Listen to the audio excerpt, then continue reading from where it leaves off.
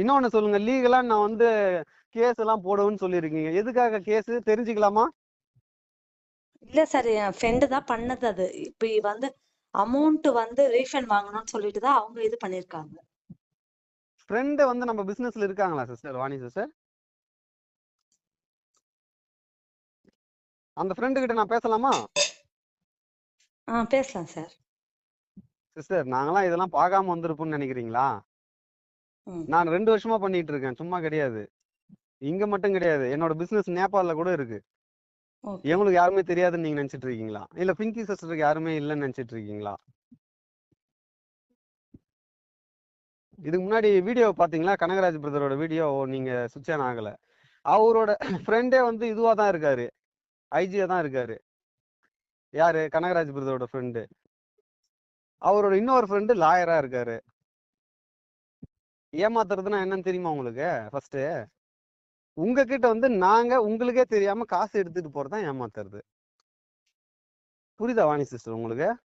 ஏமாத்துறவங்க bond பேப்பர்ல, ஆமா பாணி நீ இந்த பாண்டு பேப்பர்ல பாரு, என் பேரும் இதுல இருக்கு, உன் பேரும் சைன் போடுன்னு யாருன்னா போடுவாங்களா? சிஸ்டர் கேக்குதா உங்களுக்கு? கேக்குது சார், கேக்குது. யாருன்னா போடுவாங்களா அந்த மாதிரி?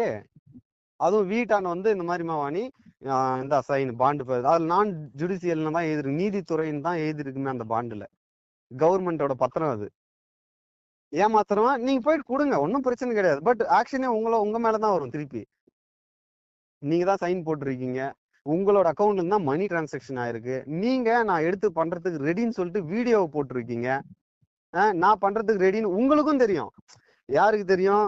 மத்ததெல்லாம் சட்டம் எல்லாம் விட்டுருங்க, யார் வாணிஸ்டின்ற அந்த மனசுக்கு தெரியும். ஆமா பிங்கி, நான் எடுத்து பண்ண ரெடி, லைஃப்ல ஏதாச்சும் மாத்தணும், எங்க வீட்டுக்காரர் ஒரு நாளைக்கு 500 ரூபாய் கொடுத்துட்டு போறாரு அப்படின்னு நீங்க உங்க மனசாட்சி கஷ்டப்படுறேன்னு சொல்லிட்டு தான் உள்ள வந்து ஜாயின் பண்ணேன்.